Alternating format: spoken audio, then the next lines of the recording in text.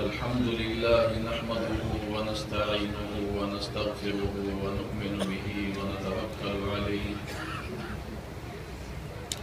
ونعوذ بالله من شرور أنفسنا ومن سيئات أعمالنا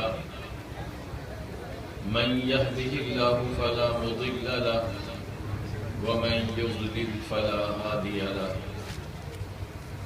وأشهد أن لا إله إلا الله وحده لا شريك له وأشهد أن سيدنا ومولانا محمدا عبده ورسوله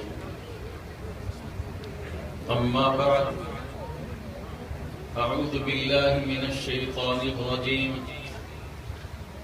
بسم الله الرحمن الرحيم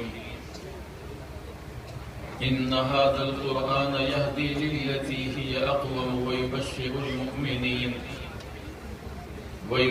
المؤمنين الذين يعملون الصالحات أن لهم أجرا كبيرا وقال تعالى إنا نحن نزلنا الذكر وإنا له لحافظون وقال تعالى قل هل يستوي الذين يعلمون والذين لا يعلمون إنما يتذكر أولو الألباب وقال النبي صلى الله تعالى عليه وسلم خيركم من تعلم القرآن وعلمه وأيضا قال النبي صلى الله تعالى عليه وسلم من قرأ القرآن وعمل بما فيه ألبس والداه تاجا يوم القيامة ضوءه أحسن من ضوء الشمس أو كما قال النبي صلى الله تعالى عليه وسلم صدق الله العلي العظيم وصدق رسوله النبي الكريم ونحن على ذلك لمن الشاهدين والشاكرين والحمد لله رب العالمين. میرے انتہائی قابل احترام علماء کرام، لائق تعظیم، معزز حاضرین اور میرے دل کا سرور اور سکون، میرے بائیں طرف بیٹھے ہوئے عزیز طلبہ، السلام علیکم ورحمۃ اللہ وبرکاتہ۔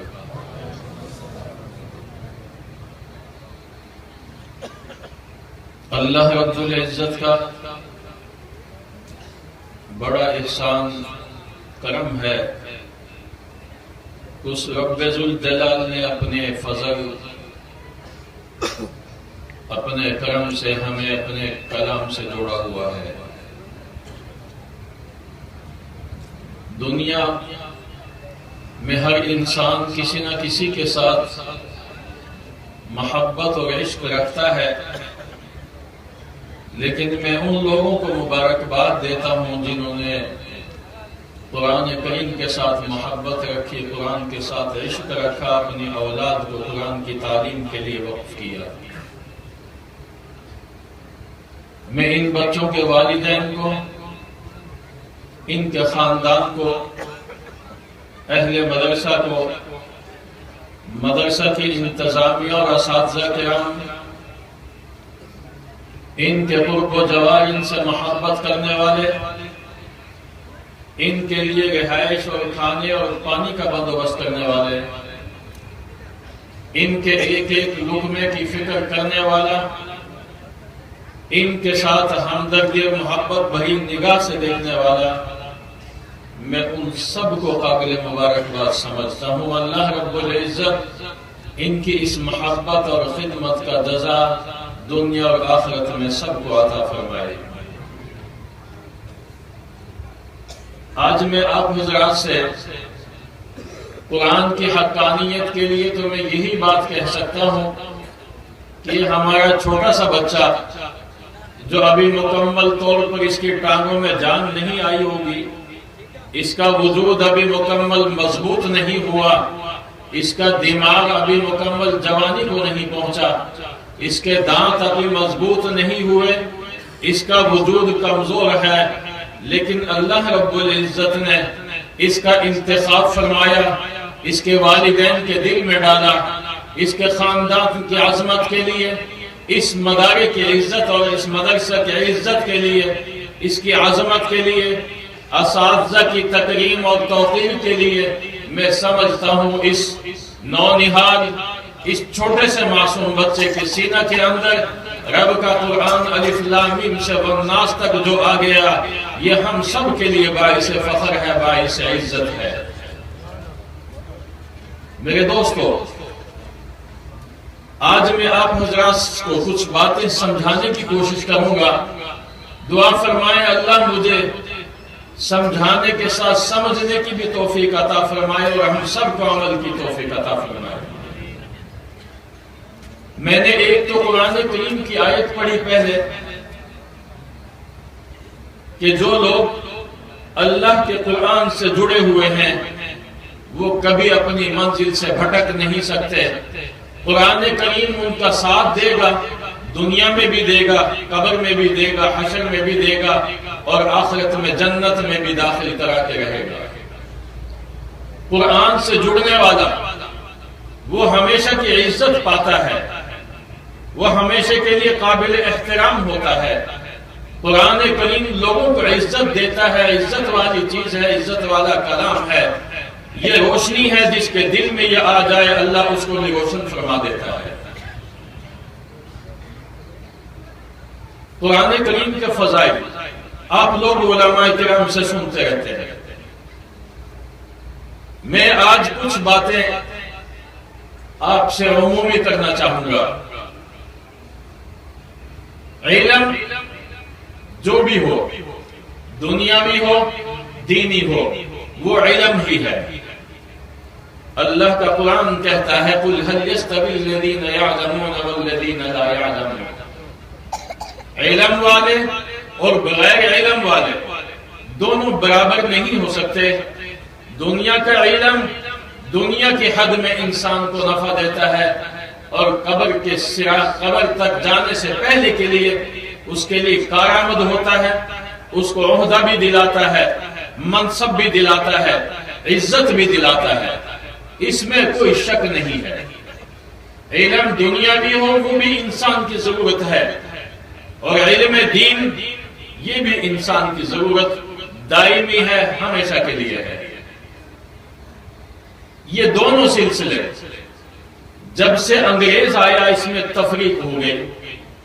انگریز نے کوشش یہ کی کہ مسلمان اپنے علم سے دور ہو جائے، اس کا رنگ، اس کا لباس، اس کی زبان، اس کا وجود ایسے ہی ہو جیسے ایک انگریز کا ہوتا ہے، مسلمان جیسا نہیں رہنا چاہیے۔ اور وہ اس کوشش میں بہت حد تک کامیاب ہوا۔ ایک دور تھا علماء اور عوام کے اندر نفرتیں بٹھا دی گئی تھی، فاصلے ڈال دیے گئے تھے، ملا کا نعرہ لگا کر تذلیل کو عام کرنے کے لیے لوگوں کی زبان پر یہ دیا گیا۔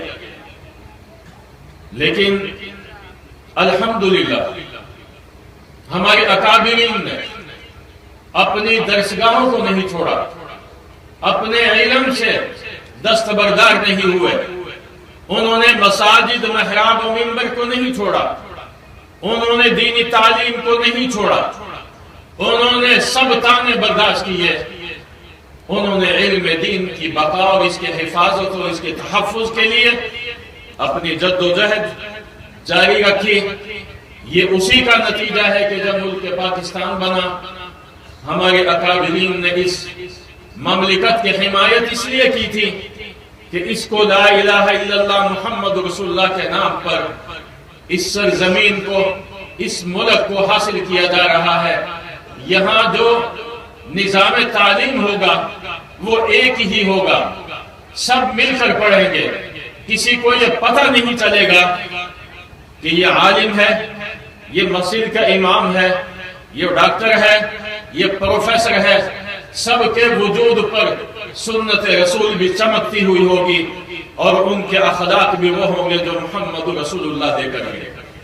ان کے دل کے اندر ترحم ہوگا، عزت ہوگی اپنے عوام کے لیے، ماتحت لوگوں کے لیے رحم ہوگا، ان پر رحم کھائیں گے، ان کے کام کرنے میں اپنے لیے سعادت سمجھیں گے۔ یہ ایک خواب تھا جو اس ملک کے حصول میں ہمارے اکابرین نے اس کے لیے جد و جہد کی، اور وقت کے جو کوشش کرنے والے تھے، جو بانیان پاکستان سے، ان کا ہر طریقے سے ساتھ دیا۔ لیکن جب پاکستان بن گیا، دیکھا کہ یہاں نظام تعلیم ایک نہیں بنایا جا رہا ہے۔ پہلے ہی وزیر خارجہ ایک ملعون آیا، قادیانی آیا، سر ظفر اللہ خان، جس نے قائد اعظم کا جنازہ پڑھنے سے انکار اس لیے کیا کہ آپ سمجھ لیں کہ ایک کافر مسلمان کا جنازہ نہیں پڑھ سکتا، یا ایک مسلمان کسی کافر کا جنازہ نہیں پڑھنا چاہتا۔ اس کے یہ دو بول، یہ دو لفظ تھے قادیانی کہ یہ دو لفظ اور دو بول تھے جو ملک کا پہلا وزیر خارجہ بنا۔ بہرحال دونوں تعلیم جدا جدا ہو گئی۔ ہمارے اکابرین نے مدارس بنائے، انہوں نے اسکول کی تعلیم کو الگ کیا۔ یہ جنگ چلتی رہی، اسکول کے پیچھے اربوں روپیہ قوم کا، ٹیکس کا، FBI کے ذریعے سے لیا ہوا، چھینا ہوا پیسہ آپ کے اسکول کے بجٹ میں، یونیورسٹی کے بجٹ میں، کالج کے بجٹ میں، ہائی اسکول کے بجٹ میں پبلک اسکول بنا دیے گئے کہ غریبوں کی تعلیم الگ ہو، امیر کی تعلیم الگ ہو۔ آپ کو پتا ہے غریبوں کے بچے دیہات کے اسکولوں میں، امیروں کے بچے او لیول کے اسکولوں میں۔ اس تعلیم کو بھی تقسیم کسی مولوی اور ملا نے نہیں کیا۔ اس پر میں اپنے اکابرین کو سلام پیش کرتا ہوں کہ ملک حاصل کرنے میں انہوں نے جد و جہد کی، لیکن اس تعلیم میں فرق ڈالنے کا وہ حصہ نہیں بنے۔ پہلے اسکول کی تعلیم کو الگ کیا گیا، مدرسے کی تعلیم کی طرف بالکل توجہ نہیں کی دی گئی، اس لیے کہ انگریز ہمیں ملک اور زمین تو دے کے گیا، لیکن آزادی نہیں دے کے گیا، آزادی نہیں دے کے گیا۔ آج بھی ہم اس کی زبان کے غلام ہیں۔ اس ملک کے اندر 1% بھی انگریز نہیں ہے۔ ہماری دفتری زبان اردو کے ہوتے ہوئے بھی انگریزی بنی ہوئی ہے۔ آج سندھ میں سندھی نہیں ہے۔ دفتروں میں چلے جاؤ، آپ عدالتوں میں چلے جاؤ، وہاں انگریزی آج تک بولی جا رہی ہے۔ وہ ہمیں ذہنی غلام بنا کر گیا۔ اس کے بعد کیا ہوا کہ پھر تعلیم جو دینی نہیں دنیاوی تعلیم تھی، اس میں بھی تفریق پیدا کی گئی۔ جہاں غریب کا بچہ پڑھے گا وہاں امیر کا نہیں پڑھ سکتا، جہاں مزدور کا بچہ پڑھے گا وہاں سرمایہ دار کا اس کے ساتھ نہیں بیٹھ سکتا۔ یہ کسی اور طبقے کا فرد ہے اور امیر کسی اور طبقے کا فرد ہے۔ یہ سلسلہ جاری اور ساری ہے۔ دیکھیں اس کو بریک کہاں جا کے لگتا ہے۔ انسان انسان ہے۔ اللہ کے پاک پیغمبر نے ایک ہی صف میں کھڑا کیا تھا، امیر کو بھی غریب کو بھی، ہر آنے والے کو، جو عرب تھا اس کو بھی، جو عجم تھا اس کو بھی، ایک ہی صف میں کھڑا کر کے سب کو ایک جیسی عزت عطا فرمایا۔ میرے دوستو، میں یہ کہنا چاہوں گا کہ اس تعلیم پر اربوں روپیہ لگ رہا ہے، آپ کا، ہر فرد کا جو ٹیکس ادا کرتے ہیں، اور آج تک دنیا میں پاکستان کے کسی عصری ادارے نے، کسی یونیورسٹی اور کالج نے دنیا میں وہ مقام حاصل نہیں کیا کہ دنیا کی بہترین یونیورسٹیوں میں ان کا شمار ہو۔ میں چیلنج کر رہا ہوں، دنیا کی کسی یونیورسٹی جو بہترین یونیورسٹی ہے ان کی صف میں ہمارے دنیاوی تعلیم کے ادارے نے کوئی مقام حاصل نہیں کیا۔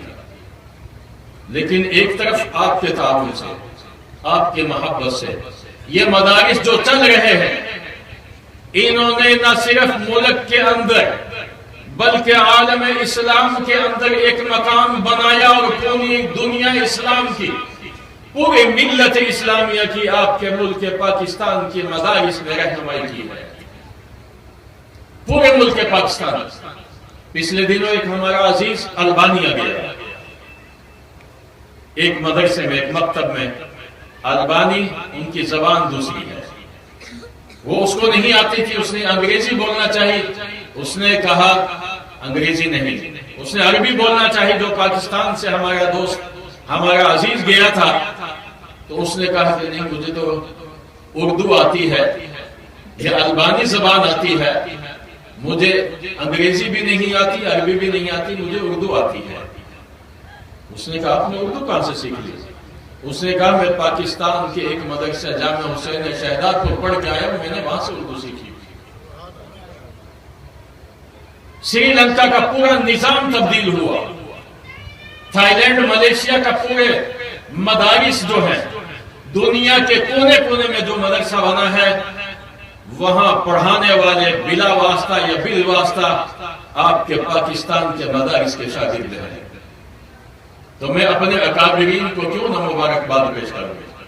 اس سے آگے بتاؤں، حرمین کے ائمہ بھی، بعض ائمہ آپ کے ملک پاکستان کے بلا واسطہ یا بال واسطہ وہ حرم نبوی کے مصلی رسول پر کھڑے ہوئے، آج وہ آپ کے ملک پاکستان کے اساتذہ کے شاگرد ہیں۔ کئی سرے میں ان کو نام سے جانتا ہوں، خالد عبید اللہ جوہانی ہمارے ساتھی تھے، قاری احمد اللہ صاحب ان کے شاگرد کا شاگرد ہے، ملتان سے پڑھا تھے۔ ان دینی مدارس نے جو خدمت کی، پوری عالم اسلام کی خدمت کی، اور پوری دنیا کی رہنمائی کی۔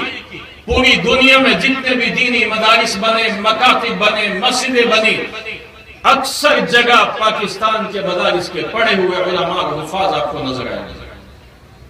میں تھائی لینڈ میں ایک دفعہ سفر پہ جا رہا تھا، جمعے کا وقت ہو گیا، شاہراہ بڑی سپیڈ سے رواں دواں تھی، مسجد آئی، وہاں یہ تو اصول نہیں ہے کہ روڈ پر کوئی گاڑیاں پارک کر کے مسجد میں جائے، نہیں، ترتیب ہے، ایک نظام ہے، ایک نظام ہے۔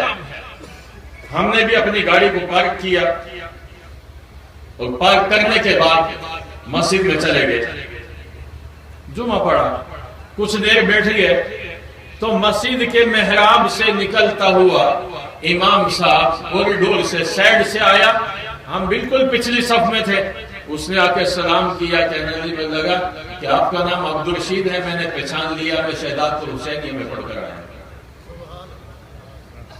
یہ حسینیہ کی تعریف نہیں، آپ کے ملک پاکستان کی تعریف ہے، ملک پاکستان کی تعریف۔ میں نے بہت سے مدرسے دنیا میں ایسے دیکھے، آپ کو بتا دوں، قطر میرا بہت جانا ہوگا، قطر کے طلبہ ہماری مولانا طارق عزیز کے بھی ساتھی رہے ہیں۔ اس ملک کے اندر کوئی عرب حافظ نہیں تھا، 35 سال پہلے کوئی عرب حافظ نہیں تھا، لیکن الحمدللہ دعوت و تبلیغ کی برکت سے پہلے ابتدا میں سعودی عرب والوں نے ایک جماعت بھیجی کہ ہم عربوں میں مسابقہ فی الحفظ کرانا چاہتے ہیں، مقابلہ کرانا چاہتے ہیں حفظ میں، عرب کوئی حافظ ہو قطر میں، وہ یہاں مسابقے کے لیے، مقابلے کے لیے بھیجا جائے۔ انہوں نے پورے ملک کو چھان مارا، کوئی ایک بھی عرب حافظ نہیں تھا، سب باہر سے گئے ہوئے حافظ تھے۔ بڑا افسوس ہوا کہ پورے ملک کے اندر ہماری نسل کا کوئی بھی حافظ نہیں۔ انہوں نے 5 لڑکے گائیڈ بھیجے، اور الحمدللہ اس کے بعد 5 کے ساتھ ایک صفر لگا دیا جائے تو 50 کے قریب طلبہ جامعہ حسینیہ سے حفاظ بن کر، عالم بن کے وہاں تشریف لے جا چکے ہیں۔ یہ آپ کے ملک کے مدارس کی خدمت ہے۔ آگے بتاؤ، یہ اتنا ان پر اربوں روپیہ لگ رہا ہے۔ آپ نے دیکھا ہوگا گلی گلی اسکول بن رہے ہیں، فیسیں لی جا رہی ہیں، بغیر فیس کا مجھے کوئی پرائیویٹ آپ ادارہ بتائیں، اسکول بتائیں، چاہے 500 لیتے ہوں 300 لیتے ہوں، اور ہم بھی لے رہے ہیں کیونکہ رواج پڑ چکا ہے ہمارے یہاں بھی جو اسکول ہے ہم بھی ان سے پیسے لے رہے ہیں اسکول کی تعلیم کے لیے. لیکن قرآن کریم کی تعلیم کے لیے میں اپنے ملک کے پاکستان کے مدارس کے بارے میں چیلنج سے کہہ سکتا ہوں، ایک بھی مدرسہ کسی طالب علم سے متعین کر کے کوئی ماہوار فیس نہیں لیتا. یہ آپ کے تعاون سے چل رہے ہیں، آپ کے محبت سے چل رہے ہیں، ہمارے اکابرین کی دعا سے چل رہے ہیں. اللہ نے اس کو آسان بھی بنایا اور سستا بھی نہیں بنایا بلکہ مفت بنا دیا. یہاں سیٹھ کا بچہ بھی آتا ہے وہ بھی مفت میں پڑھتا ہے. سیٹھ کا بچہ اسکول میں فیس دیتا ہے لیکن مدرسے میں وہ مفت میں پڑھتا ہے. اس لیے میں یہ کہتا ہوں اللہ نے دینی تعلیم کو مفت دیا ہے، آسان بھی بنایا اور مفت بھی بنایا، سہل بھی بنا دیا کہ اتنا چھوٹا بچہ قرآن کریم کا حافظ بن چکا ہے. آج آپ نورانی قاعدے کا بھی اتنے بڑے بچے کو حافظ تلاش نہیں کر سکتے. 30 پارے اور نورانی قاعدے کے کسی نے 16 صفحے کا آپ کو حافظ اس عمر کا نہیں ملے گا کہ جس نے نورانی قاعدہ یاد کیا ہوا ہو. لیکن رب ذوالجلال کے 30 پاروں کا حافظ الف لام میم سے والناس تک کا، اس سے کم عمر بھی آپ کو مل جائیں گے، 7 سال کا بچہ بھی آپ کو مل جائے گا. مجھے یاد ہے جب بابری مسجد کا معاملہ ہوا، ہمارے یہاں چونکہ مندر تھے، لوگوں نے بڑی ہلہ گلا کیا، گڑبڑ کی. میرے پاس 2 طالب علم تھے، اس کے پڑھتے تھے. ایک 7 سال کا آیا تھا، ایک 8 سال کا. ایک جو آیا تھا وہ انگوٹھا چوستا تھا. بچوں کو عادت ہوتی ہے نا انگوٹھا چوستا تھا. جب تھوڑا سا اس کو ٹائم ملتا انگوٹھا منہ میں چوس لیتا تھا. 2 بھائی تھے. 7 مہینے میں ایک بچے نے قرآن کریم مکمل حفظ کیا. 7 مہینے میں. مجھے یاد ہے اس کا سبق تھا جس دن یہ بابری مسجد کا سانیہ ہوا، وَمَا مِن دَابَّةٍ. 3 دن میں اس نے اس پارے کو یاد کیا. 3 دن میں. میں نے کہا آج گیس نہیں ہے، گیس لائن کو توڑ دیا ہے. میں نے گھر سے تھوڑا کھانا اس کے لیے بھیجوایا. آپ 7 اور 8 سال کے اخلاق دیکھیں بچے کے. میں نے اس کو گھر سے کھانا بھیجوایا. کھانے میں لیٹ ہو گئے تھے. اس وقت سہولتیں نہیں تھی، یہ نظام اتنا پھیلا نہیں تھا کہ تندور لگے ہوئے ہوں، جگہ جگہ پکوان سینٹر بنے ہوں، ایسا نہیں تھا. یہ 2000 سے پہلے کی بات ہے. میں نے کھانا بھیجوایا. اس کے اخلاق دیکھو. شام کو اس نے وہ ڈونگا، وہ برتن دھو کے بند کر کے گھر بھیجا. گھر والوں نے کھولا تو مکمل ٹافیوں سے وہ بھرا ہوا تھا. ہدیے کے بدلے میں ہدیہ. یہ عربوں کی خاصیت ہے. تو میں عرض کرنا چاہ رہا تھا کہ اللہ نے علوم دینیہ کی تعلیم کو مفت میں رکھا ہے. اس کی کوئی فیس نہیں لی جا سکتی. یہ بات آپ کو سمجھ میں آ جائے گی. لیکن اس سے اگلی بات میں آپ کو سمجھانا چاہوں گا کہ یہ اتنا آسان ہے کہ ہر قسم کا بچہ دین سیکھ سکتا ہے. جس کے وجود میں ٹانگیں کام نہ کرتی ہوں وہ بھی سیکھ سکتا ہے. جس کے وجود میں ہاتھ کام نہ کرتے ہوں وہ بھی سیکھ سکتا ہے. جس کے وجود میں آنکھیں کام نہ کر سکتی ہوں وہ بھی سیکھ سکتا ہے. جو بول نہ سکتا ہو وہ بھی دین کی تعلیم حاصل کر سکتا ہے. گونگے وہ بھی الحمدللہ دعوت و تبلیغ کی محنت میں لگ کے وہ دعوت و تبلیغ کی محنت کو، پیغمبر کی اس دعوت کے پیغام کو دنیا میں پھیلا رہے ہیں.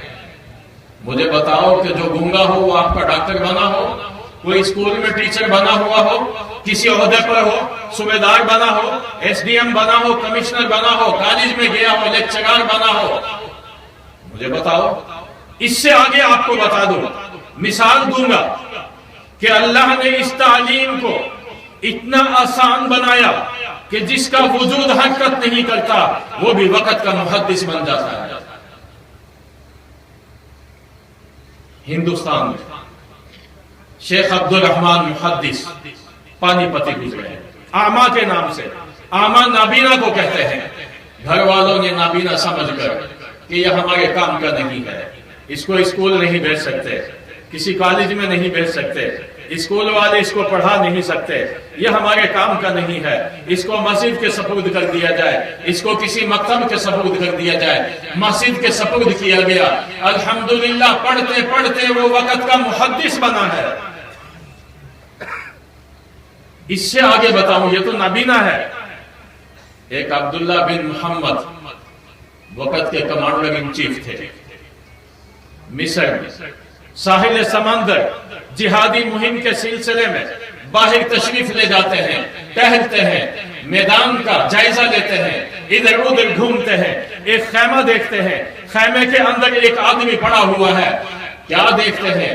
وہ خیمے کے اندر ایک آدمی انتہائی کمزور، ضعیف، آنکھوں سے نابینا ہے، ہاتھ مفلوج ہے، ٹانگیں مفلوج ہے، بدن کام نہیں کرتا، وجود حرکت نہیں کرتا، خیمے میں پڑا ہوا ہے، صرف زبان ہے جو اس کی زندگی کا ساتھ بنی ہوئی ہے، زبان سے صرف وہ بول سکتا ہے، اور وہ بول رہا ہے، یا اللہ تو نے مجھے بہت ساری نعمتیں عطا فرمائی ہیں، تو مجھے ان نعمتوں پر شکر کی توفیق عطا فرما۔ عبداللہ بن محمد خیمے میں پڑے ہوئے ایک معذور انسان کو وہ زبان سے بولتا ہے، جس کا وجود حرکت نہیں کرتا، آنکھیں بھی نہیں ہیں، ہاتھ بھی کام نہیں کرتے، پاؤں بھی کام نہیں کرتے، وجود حرکت نہیں کرتا، وہ کروٹ نہیں لے سکتا۔ عبداللہ بن محمد دیکھتے ہیں وہ خیمے میں پڑا ہوا ہے، ہاتھ بلند نہیں ہو سکتے، زبان سے پکارتا ہے، یا رب ذوالجلال، اے میرے خدا، اے میرے اللہ، تو مجھے ان نعمتوں پر جو تو نے مجھے عطا فرمائی ہے ان پر شکر کی توفیق عطا فرما۔ بتاؤ کون سی نعمتیں ہوں گی جس کا وجود کہیں سے بھی دنیا کی حیات، اس زندگی کی کوئی صورت نہیں رکھتا سوائے اس وجود میں زبان کے؟ وہ دعا کرتا ہے، یا اللہ تیری بہت ساری نعمتیں مجھ پر ہیں، مجھے ان نعمتوں پر شکر کی توفیق عطا فرما۔ اور اس سے آگے دوسری دعا یہ کرتا ہے، یا اللہ تو نے مجھے مخلوق میں بہت سے لوگوں پر فضیلت عطا فرمائی ہے، اس فضیلت پر تو مجھے اپنی حمد و ثنا کی توفیق عطا فرما۔ اب اندازہ لگاؤ نعمتیں کون سی ہیں، فضیلت کون سی ہے۔ عبداللہ بن محمد اس کے قریب جاتے ہیں، سلام کرتے ہیں کہ بابا جان تیرا تو وجود کام نہیں کرتا، اللہ کی کون سی نعمتیں تجھ پر ہیں، اللہ نے کون سے تجھ پر احسان کیا، تجھے کون سی فضیلت دی ہے، مجھے بتاؤ تو صحیح۔ اس بوڑھے کا جواب سننے والا ہے، وہ جو خیمے میں پڑا ہوا تھا اس کا جواب سننے والا ہے۔ وہ کہتا ہے کہ میرے رب کے مجھ پر بہت انعامات ہیں، بہت احسانات ہیں، میرا رب اگر چاہتا تو میری زبان کو تو باقی رکھا ہوا ہے نا، میرا اگر رب چاہتا آسمان سے آگ برسا کے مجھے خاک بنا دیتا، میں اس کی طاقت کو چیلنج نہیں کر سکتا تھا۔ میرا رب اگر چاہتا زمین کو حکم دیتا کہ اس کو نگل لے، پھٹ جا، اس کو دھسا دے زمین کے اندر، میں اپنے رب کی کسی اس طاقت کا چیلنج نہیں کر سکتا تھا۔ میرا اگر رب چاہتا پانی کو حکم دیتا تو اس کو پانی کی اپنی لپیٹ میں لے کر اس کو ادھر سے ادھر کرتے ہوئے اس کے وجود کو غرق اور ہلاک کر دے، میں رب کی اس طاقت کو چیلنج نہیں کر سکتا تھا۔ میرا اگر رب چاہتا پہاڑوں کو حکم دیتا تم اس کو مل جاؤ، چکی کی طرح پیس کر اس کو ذرا بنا دو، میں اپنے رب کی اس طاقت کو چیلنج نہیں کر سکتا تھا۔ میرا رب اگر چاہتا ہوا کو حکم دیتا اس کو اڑا دے، اس کے ٹکڑے ٹکڑے کر دے، میں رب کی اس طاقت کو چیلنج نہیں کر سکتا تھا۔ اور میں بتا دوں مجھے رب نے جو زبان دی ہے اس کا بھی میں اتنی بڑی نعمت مجھے اللہ نے عطا کی کہ میری زندگی کا سہارا یہی ہے، سب کچھ میری زندگی اسی سے چل رہی ہے۔ بتاؤ کیا میں اپنے رب کی اس نعمت کی بھی قیمت ادا کر سکتا ہوں؟ خیمے میں پڑا ہوا۔ اور پھر اس بوڑھے نے کہا، مجاہد کمانڈر تھا، بڑا درد دل رکھنے والا تھا، وہ بولنے لگا کہ عبداللہ بن محمد تم کمانڈر ان چیف ہو۔ یہ وہ کمانڈر تھے جن کے دلوں میں رحم تھا، جن کے دلوں میں انسانیت تھی، جن کا دل امت کے لیے تڑپتا تھا، جو وہ کسی محتاج کی مدد کرتے ہوئے اپنے رب کو راضی کرنے میں فخر محسوس کرتے تھے۔ کسی کو سزا دے کر، کسی کو تڑپتے ہوئے دیکھ کر ان کا دل سکون میں نہیں آتا تھا، کسی بھوکے کو روٹی کھلا کر ہنستے ہوئے دیکھ کر ان کو سکون اور راحت ملا کرتی تھی۔ یہ وہ کمانڈر ان چیف تھے۔ میرے دوستو، اس کمانڈر ان چیف کو اس خیمے میں پڑے ہوئے بوڑھے نے کہا کہ تم مجھ پر احسان کرو، میرا ایک بیٹا تھا، 3 دن سے وہ لاپتہ ہے، میری زندگی کا سہارا وہ تھا، میری خدمت وہ کیا کرتا تھا، سب کچھ میری زندگی کے لیے وہی اسباب تھے، 3 دن سے لاپتہ ہے، تم اس کو تلاش کر کے لا دو۔ عبداللہ بن محمد ادھر ادھر میدانوں میں جاتے ہیں، جنگل میں جاتے ہیں، تلاش کرتے ہیں، دیکھتے ہیں کہ مٹی کے 2 تودے گرے ہوئے ہیں اور ان کے درمیان میں ایک نوجوان کی لاش پڑی ہوئی ہے، جس کو درندوں نے پرندوں نے جگہ جگہ سے چھلی کیا ہوا ہے، اس کے جسم کو نچوڑا ہوا ہے، اس کے جسم سے ٹکڑے کھینچے ہوئے ہیں، اس کی کھال کو زخمی کیا ہوا ہے۔ وہ سمجھ گیا عبداللہ بن محمد جو کمانڈر ان چیف تھا کہ یہ اسی بوڑھے کا بیٹا ہے، یہ جوان ہے، یہ اسی کا سہارا تھا۔ اب میں کس زبان کے ساتھ اس زخمی انسان کو جس کے وجود میں صرف ایک زبان ہی ہے، کس ہمدردی کے ساتھ، کس لہجے میں، کس کلام کے ساتھ، کس اپنے الفاظ کے ساتھ اس کو اطلاع دوں کہ تمہارے بیٹے کی میت کو میں لے کر آیا ہوں۔ اس کی تو یہ حالت ہے کہ میت پرانی ہو چکی ہے، جانوروں نے اس کے وجود کو زخمی کر دیا ہے، اس کے وجود سے بوٹیاں نکال لی ہیں، خون اس میں نہیں رہا، وجود کھل چکا ہے۔ کس منہ سے میں بات کہوں گا اور اس بوڑھے کو جواب دوں گا اور اس کو کس انداز میں تسلی دوں؟ عبداللہ بن محمد خیمے کے قریب آتے ہیں، بڑی لمبی تمہید باندھتے ہیں کہ دنیا ایک دن ختم ہونے والی ہے، یہ ختم ہو جائے گی، یہ سب کچھ یہی رہ جائے گا، ہر ایک نے موت کا مزہ چکھنا ہے، اپنے رب کے پاس جانا ہے، قبر کی مٹی میں سونا ہے اور ایک دن اللہ کے سامنے پیش ہونا ہے۔ وہاں نامہ اعمال پیش ہوں گے، رب ذوالجلال کا دربار لگا ہوا ہوگا۔ اللہ کی قسم میرا رب اسٹیج سجائے گا اور ان حفاظ کا والدین کو یاد رکھنا، میں ضمناً بات کہہ رہا ہوں، والد کو پکارا جائے گا، فلاں بن فلاں دادو کے مدرسے میں جس نے اپنے بچے کو حافظ بنایا تھا آ جائے اسٹیج پر۔ اسٹیج رب نے سجایا، تمام انبیاء موجود ہیں، صحابہ موجود ہیں، محدثین موجود ہیں، مفسرین موجود ہیں اور دستار بندی آج ان بچوں کی ہے۔ کل قیامت کے دن اللہ اسٹیج سجا کر حافظ قرآن کے والد کی دستار بندی کریں گے اور اس کی اتنی روشنی ہوگی کہ آسمان پر چمکتا ہوا یہ سورج بھی دن کی روشنی اس کے مقابلے میں کچھ بھی نہیں۔ تو قابل مبارکباد ہیں نہیں ان کے والدین، یہ میں نے درمیان میں بات کر دی۔ عبداللہ بن محمد خیمے میں جاتے ہیں، لمبی تمہید باندھتے ہیں اور کہتے ہیں کہ بوڑھا بزرگ، میں تمہارے جوان بیٹے کی لاش لایا ہوں، زندہ تو نہیں لا سکا، میں اس کی لاش لایا ہوں اور اس کی حالت یہ ہے، اس کی حالت یہ ہے، بتاؤ جو زندگی کا سہارا ایک ہی ہو، وہ ایک ہی بچہ تھا نوجوان اس خیمے میں پڑے ہوئے بوڑھے کا، جب اس کو اطلاع دی جائے تو بتاؤ اس کے دلوں پہ کون سے غموں کے پہاڑ گرتے ہوں گے۔ لیکن وہ کیا بولتا ہے زبان سے؟ میرے اللہ تیرا شکر ادا کرتا ہوں، تو نے میرے بیٹے کو اپنا اور میرا نافرمان نہیں پیدا فرمایا۔ میں تیرا شکر بجا لاتا ہوں کہ تو نے اسے ایمان کی دولت عطا فرمائی، وہ گناہگار نہیں تھا۔ میں تیرا شکر ادا کرتا ہوں، تجھے تیرا شکر بجا لاتا ہوں کہ تو نے اس پر انعام فرمایا اور اس کو تو نے جہنم کی آگ سے بچا کر جنت کا راستہ دکھایا۔ اور پھر کیا دیکھتے ہیں؟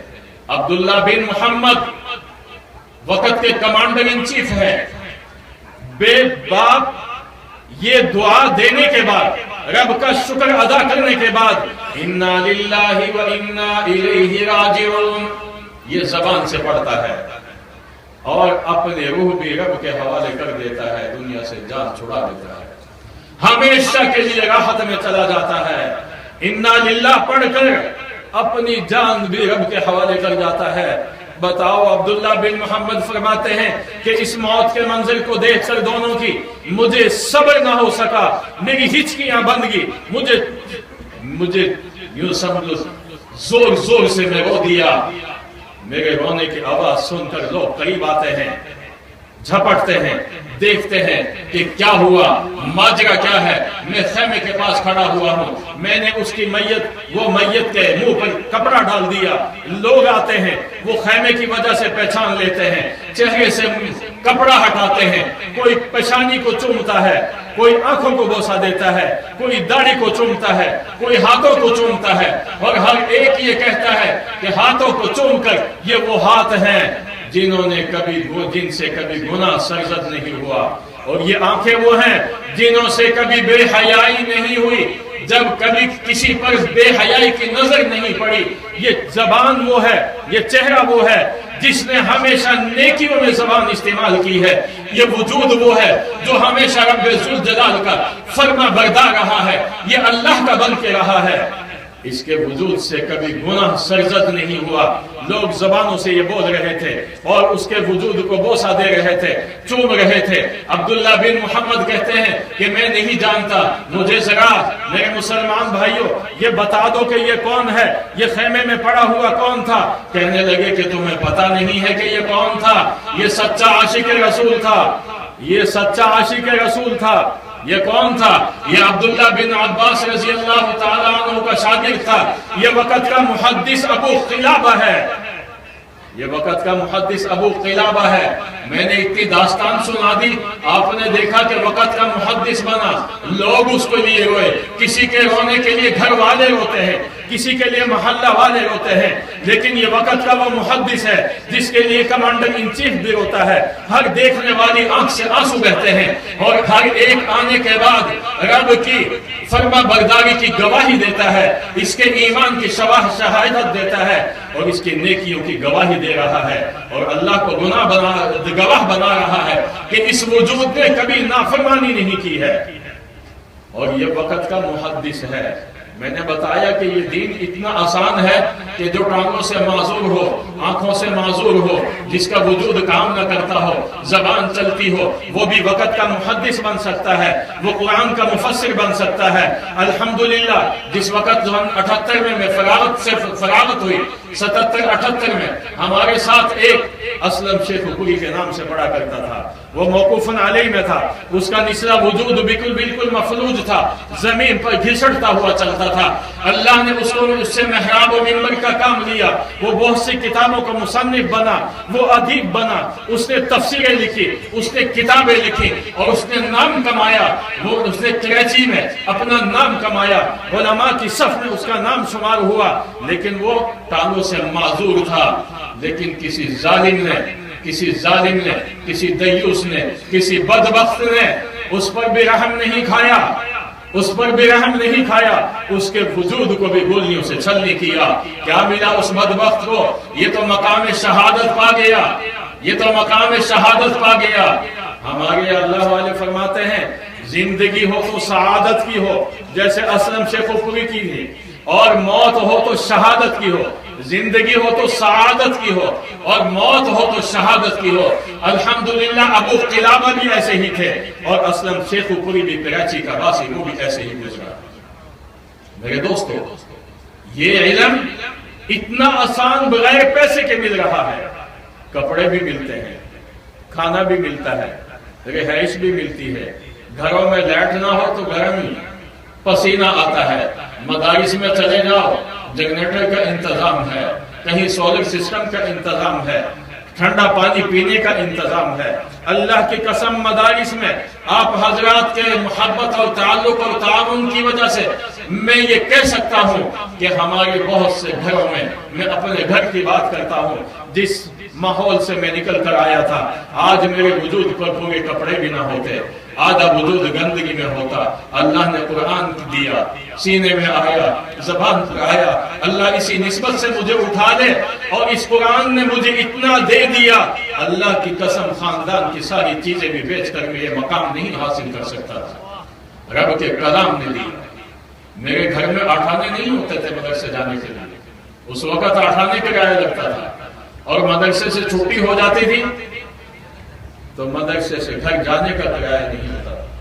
मेरे असातिज़ा ने मेरे अखराजात भी बर्दाश्त किए, اور اللہ کروڑوں رحمتیں نازل فرمائے ایسے اساتذہ پر جنہوں نے 5 سال تک غالباً میرے گھر کے اخراجات بھی برداشت کیے، گھر کے اخراجات بھی برداشت کیے۔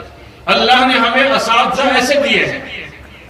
تو میرے دوستوں میں بات عرض کر رہا تھا کہ اللہ نے دین کو بڑا آسان بنا دیا، سستا بھی بنا دیا، بلکہ مفت میں بنا دیا۔ تو پھر بھی اس کو ہم حاصل نہ کریں، لیکن الحمدللہ میں کہہ سکتا ہوں، دعوت سے کہہ سکتا ہوں کہ اب رب کا کلام طاقوں میں نہیں رکھا جاتا، رب کا کلام اب سینوں میں رکھا جاتا ہے۔ رب کا کلام اب معصوم بچوں کے سینوں میں آتا ہے، غریب کے بھی آتا ہے، امیر کے بھی آتا ہے۔ دعوت و تبلیغ کی برکت سے، دعوت و تبلیغ کی برکت سے یہ ہر طبقے میں یہ آواز لگ چکی ہے، اللہ کا دین پہنچ رہا ہے، پہنچ رہا ہے۔ جیسا شروع ہوا تھا اسی مقام پہ یہ جا رہا ہے۔ آپ کو ایک اور عہد صحابہ کی مثال دے کے اپنی بات ختم کروں گا۔ دین بڑا سستا اور دین نے انسان کو بڑا قیمتی بنایا ہے۔ عبداللہ بن عمر رضی اللہ تعالیٰ عنہما کو کون نہیں جانتا؟ عبداللہ بن عمر رضی اللہ تعالیٰ عنہ ایک دفعہ اپنے چند ساتھیوں کے ساتھ، اپنے اصحاب کے ساتھ، اپنے ہم نشینوں کے ساتھ کھانا پکا کر مدینہ رسول سے باہر تشریف لے جاتے ہیں، دسترخوان بچھاتے ہیں کہ چلو آؤ آج دیہات کی ہوا کھاتے ہیں، جیسے ہم لوگ کبھی دیہات میں آ جاتے ہیں۔ اللہ کی قسم مجھے درخت کا سایہ اور باہر دیہات کی زندگی مجھے بڑی محبوب اور پسند ہے، لیکن اللہ نے ایک چھوٹے سے شہر میں بٹھا دیا۔ لیکن کبھی کبھی آج بھی یہاں کراچی کے ہمارے مہمان تشریف لائے ہوئے ہیں، یہ دیہات کی زندگی بڑی پرسکون ہے، کوئی نہ ہائے ہائے ہے، نہ نائے نائے ہے، نہ گانوں کی آواز ہے، رات کو چھائے چھائے ہے، سکون سے سو جاؤ، آسمان کے ستارے بھی نظر آتے ہیں، آسمان پہ چاند بھی نظر آتا ہے، جھل ملاتی ہوئی یہ رات کی روشنی بھی نظر آتی ہے، راحت بھی نظر آتی ہے، سکون ہی سکون ہے۔ بس اللہ امن دے دے تو راستوں پر بھی امن ہی امن ہوتا ہے، چلتے چلے جائیں کوئی خوف نہیں ہوتا۔ اللہ ایسا نظام لائے گی۔ عبداللہ بن عمر دوستوں کے ساتھ مدینہ سے باہر تشریف لے گئے کہ آ جاؤ آج دیہات کا مزہ لیتے ہیں۔ عبداللہ بن عمر رضی اللہ تعالیٰ دسترخوان بچھاتے ہیں، کھانا لگ جاتا ہے، وہاں سے ایک چرواہا، سمجھتے ہو چرواہا؟ بکری، دھنار، بکری چرانے والے کو بھی دھنار بولتے ہیں، دھنار، بکری چرانے والا دھنار وہاں سے گزرتا ہے۔ عبداللہ بن عمر کو کہتا ہے السلام علیکم ورحمۃ اللہ، سلام کیا۔ عبداللہ بن عمر نے جواب دیا، اور عبداللہ بن عمر عام طور پہ ہمارے یہاں کیا کہتے ہیں، جب کھانا لگ جائے کوئی سلام کرے تو ہم کیا سمجھتے ہیں کہ اس کو بھوک لگی ہے، اس کو کھانا کھلاؤ، اس کا سلام کھانے میں شامل ہونے کے لیے ہے، عام طور پہ ہم یہ سمجھتے ہیں۔ لیکن نہیں، ہر سلام اس لیے نہیں ہوا کرتا۔ صحابہ کی زندگی کو دیکھیں، عبداللہ بن عمر نے کہا کہ آ جاؤ کھانا ہمارے ساتھ کھا لو، گرمی کا موسم تھا۔ عبداللہ بن عمر رضی اللہ تعالیٰ عنہ نے دھنار کو کہا، چرواہے کو کہا کہ آ جاؤ کھانا ہمارے ساتھ کھا لو۔ اس نے کیا کہا یہ بھی سننے کا ہے۔ اس نے جواب دیا کہ میں روزے سے ہوں۔ عبداللہ بن عمر حضرت عمر کے صاحبزادے، صحابہ کی جماعت کے ساتھ، اور وہ صحابی نہیں ہے، وہ چرواہا، وہ دھنار، وہ صحابی نہیں ہے، غلام ہے، وہ کہتا ہے کہ میرا روزہ ہے۔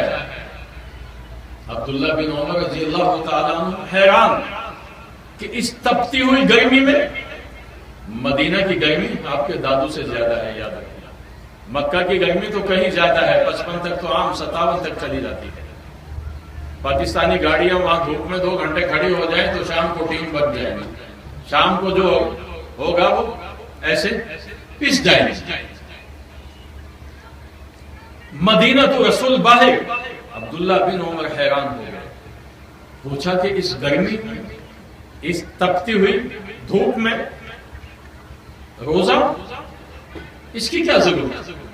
جواب دیا اس چرواہے نے، دھنار نے جواب دیا کہ زندگی کے گزرتے ہوئے ان لمحات کو روزے ہی کے ساتھ قیمتی بنایا جا سکتا ہے اور کچھ نہیں۔ روزے کے ساتھ زندگی کو قیمتی بنایا جا سکتا ہے۔ یہ دن گزر رہے ہیں، سفر آگے کی طرف جا رہا ہے۔ عبداللہ بن عمر رضی اللہ تعالیٰ حیران ہوئے، امتحان لینا چاہا کہ دیکھو یہ صرف دعویٰ ہے، یہ دعوے میں سچا بھی ہے، امتحاناً پوچھا تو جواب تو مل گیا۔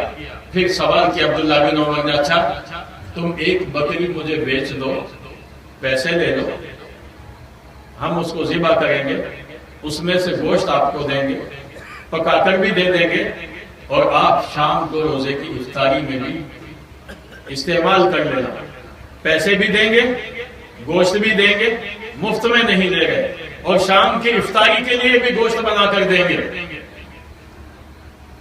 اب اندازہ لگاؤ، یہاں کوئی دھنار ہو، کسی کو راستہ چلتے ہوئے کوئی کہے ایک بچہ دے دے، پیسے دے دے، شام کو جا کے مالک کو کہے گا کہ سائیں وہ تو گم تھی، وہ اللہ کہ اٹھی ہو، ایسا کہ خبر ہی نہ ہے، یا کہہ دے گا کہ وہ تو جنگل میں مر گیا تھا، میں کیا گیا پتہ نہیں، کتے کھا کے انہوں نے صبح سے بڑا سفر کیا، لیکن یہ عہد صحابہ کا غلام تھا۔ جب مال سامنے آتا ہے، بڑے بڑے تہجد گزاروں کو بھی یہ شکست دے دیتا ہے۔ مال ایسی چیز ہے، مال کی کشش، محبت ایسی چیز ہے، یہ بڑے بڑے تہجد گزار مجاہدین کو بھی میدان جہاد سے شکست دے دیتا ہے، اور اپنا قیدی بنا لیتا ہے، مال اپنا قیدی بنا لیتا ہے۔ لیکن یہ عہد صحابہ کا غلام تھا، اس نے کہا کہ یہ مال میرا نہیں ہے، میں اس کا مالک نہیں ہوں، مال میرا نہیں ہے، مجھے حق نہیں ہے بیچنے کا، کسی کو دینے کا، میں تو چرواہا ہوں، دھنار ہوں، میں ملازم ہوں، غلام ہوں، میں نہیں دے سکتا۔ عبداللہ بن عمر رضی اللہ تعالیٰ عنہ پھر بھی حیران تھے کہ چرواہا، ایسی بات؟ تو انہوں نے کہا آپ مالک کو یہ کہہ سکتے ہیں کہ ایک بچہ کہیں گم ہو گیا تھا، کہہ سکتے، یہ نہیں فرمایا کہ آپ یہ کہہ دینا، نہیں، نبی کا شاگرد، صحابی رسول، اس کی زبان سے کبھی غلط بیانی نہیں نکل سکتی، وہ کبھی اس کا سبق نہیں دے سکتا، اس لیے کہ محمد رسول اللہ کے قدموں میں شاگرد بن کے انہوں نے نبی سے اپنے اخلاق بھی سنوارے ہیں، ایمان کو بھی تقویت دی ہے۔ عبداللہ بن عمر نے کیا کہا کہ جا کے یہ کہہ سکتے ہو، جا کے کہہ سکتے ہو، علماء تشریف فرما ہے، وہ غلام چرواہا دھنار، وہ کہتا ہے کہ جب میں یہ زبان سے کہوں گا کہ بکری کا بچہ گم ہو گیا ہے، فَأَيْنَ اللَّهِ، میرا اللہ اس وقت کہاں جائے گا؟ کیا وہ نہیں دیکھ رہا؟ میں اللہ کو کہاں گم کر دوں گا اس وقت؟ فَأَيْنَ اللَّهِ فَأَيْنَ اللَّهِ فَأَيْنَ اللَّهِ، غلام نے کہا۔ عبداللہ بن عمر کی زبان پر یہ طاری ہو گیا، فَأَيْنَ اللَّهِ فَأَيْنَ اللَّهِ فَأَيْنَ اللَّهِ، اسی لفظ کو پکارتے رہے، واپس مدینہ چلے گئے، اور جا کے معلوم کیا کہ یہ چرواہا کس کی بکریاں چراتا ہے، یہ غلام کس کا ہے، پتہ کیا، معلومات لی، پتہ چل گیا، غلام کا بھی، مالک کا بھی، بکریاں کس کے ہیں اس کا بھی، بکریوں کو بھی خریدا، غلام کو بھی خریدا، اور خریدنے کے بعد غلام کو بھی ساتھ لیا، چرواہے کو دھنار کو ساتھ لیا، بکریوں کو بھی ساتھ لیا۔ میدان میں لانے کے بعد عبداللہ بن عمر فرماتے ہیں کہ جاؤ، آج کے بعد تم آزاد ہو، اور ان تمام بکریوں کے تم مالک ہو، تم ان بکریوں کے مالک ہو، آؤ، تمہیں رئیس بنا دیا تمہارے اخلاق نے۔ نیکی کا صلہ کیسے ملا؟ ایسی بہت سی مثالیں ہیں سنانے کے لیے، میں سنا سکتا ہوں۔ نیکی کا صلہ کیسے ملا؟ عبداللہ بن جعفر خاندان نبوت میں سے، اہل بیت میں سے ہیں۔ ایک دفعہ دیکھتے ہیں عہد صحابہ میں، ایک غلام باغ میں مالی تھا، کتا آ گیا، اس کی روٹی آئی ہوئی تھی، کتے کو اس نے ایک روٹی ڈال دی، دوسری روٹی ڈال دی، تیسری روٹی ڈال دی، کتا وہیں کھڑا رہا، ایک کے بعد بھی، دو کے بعد بھی، تین کے بعد بھی، یہ بھی غلام ہے، باغ کے اندر مالی ہے۔ عبداللہ بن جعفر دیکھ رہے ہیں رضی اللہ تعالیٰ، خاندان نبوت کے یہ فرد ہے، اہل بیت میں سے، دیکھ رہے ہیں۔ پوچھا کہ تمہاری کتنی روٹیاں روزانہ آتی ہیں؟ غلام نے جواب دیا کہ 3 روٹیاں ہوتی ہیں۔ بولا 3 تو تم نے کتے کو کھلا دی، پھر 3 روٹیاں تو کتے کو کھلا دی، کیوں؟ کہنے لگے کہ اس باغ میں کبھی کتا نہیں آتا، یہاں کوئی کتے رہتے نہیں ہے، یہ آج جو کہیں دور سے بھٹکا ہوا آیا، اس کو بھوک نے ستایا، میں نے اس کو 1 روٹی دی، یہ کھا کے دم ہلا کے پھر وہیں کھڑا رہا۔ کتا شکر بڑا ادا کرتا ہے۔ کتے کی صفات پر بڑی کتابیں لکھی ہوئی ہیں، ابھی نہیں بات کرنا، اپنی بات اسی پہ ختم کرنا۔ دوسری روٹی ڈالی، پھر بھی کتا وہیں کھڑا ہوا ہے، تیسری ڈالی، پھر بھی وہیں کھڑا ہوا ہے۔ میں سمجھ گیا کہ اس کی بھوک ختم نہیں ہوئی، یہاں کتا کبھی آتا نہیں تھا، آج جو آیا ہے بھوک اس کو لے کر آئی ہے، میں نے آج کی 3 روٹیاں اس کو دے دی۔ عبداللہ بن جعفر فرماتے ہیں کہ اب تم کیا کھاؤ گے، اب تم کیا کھاؤ گے؟ 3 روٹیاں آتی ہے، تینوں کھلا دی، تم کیا کھاؤ گے؟ بتاؤ، عہد صحابہ کے غلام بھی اتنے سخی تھے۔ وہ غلام کہتا ہے کہ 1 دن فاقہ کرنا کون سا مشکل ہے، میں نے ایک جانور کو پیٹ تو بھر دیا، کتے پہ ترس کھا کے اس کا پیٹ تو بھر دیا، 1 دن فاقہ کرنا، 1 دن بھوکا رہنا کوئی مشکل نہیں ہے، آج میں فاقہ کروں گا، انسان کے لیے نہیں، کتے کے لیے۔ اور غلام ہے۔ عبداللہ بن جعفر حیران ہو گئے رضی اللہ تعالیٰ، فرمانے لگے کہ مدینہ میں لوگ مجھے سخی کہتے ہیں، سخی تو یہ ہے جس نے آج کی روٹی پوری اس کو کھلا دی، سخی یہ ہے، میں کہاں سے سخی آ گیا؟ جاتے ہیں، معلوم کرتے ہیں یہ باغ کس کا ہے، یہ غلام کس کا ہے، باغ کو بھی خریدتے ہیں، غلام کو بھی خریدتے ہیں، لے آتے ہیں غلام کو، کہ کہا فرماتے ہیں کہ جاؤ، لوگ مجھے سخی کہتے تھے، اللہ کی قسم سخی تو ہے، آج کے بعد تو اس باغ کا بھی مالک ہے اور تو آزاد ہے، جا آزاد ہو کر زندگی گزار، اور یہ باغ تیری زندگی کا سرمایہ ہے۔ نیکیوں کا صلہ ملا کرتا ہے، نیکیوں کا صلہ ملا کرتا ہے، یہ بات یاد رکھنا۔ لیکن کبھی غیب سے آتا ہے، کبھی سامنے سے آتا ہے، کبھی پیچھے سے آتا ہے، لیکن رب ذوالجلال کسی کی نیکیوں کو ضائع نہیں فرماتے۔ میرے دوستوں، میں نے آپ کا وقت کافی لے لیا، میں معذرت خواہ ہوں، لیکن میں آپ کو مبارکباد دیتا ہوں۔ آپ اللہ کے قرآن کی وجہ سے بیٹھے ہوئے، میرے لیے نہیں بیٹھے، میں بھی قرآن کی وجہ سے آیا ہوں، آپ ہر ایک یہاں اللہ کے کلام کی وجہ سے بیٹھے ہو۔ میں اپنے رب سے درخواست کرتا ہوں، میرے اللہ ان کے آج کے بیٹھنے کو، ہمارے بیٹھنے کو اپنی بارگاہ میں قبول فرما اور ہمارے لیے بخشش کا فیصلہ فرما دے، سب کہہ دو آمین۔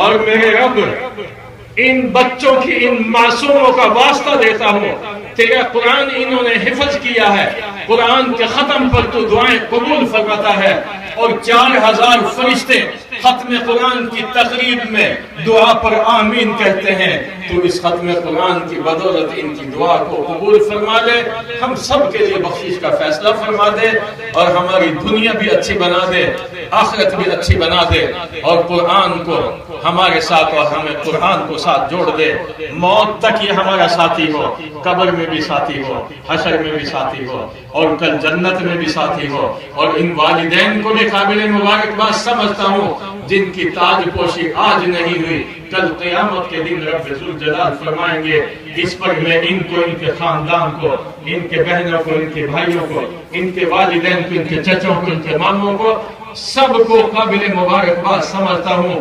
اللہ ان کی اس سعادت کو اپنی بارگاہ میں قبول فرمائے۔ وآخر دعوانا الحمدللہ۔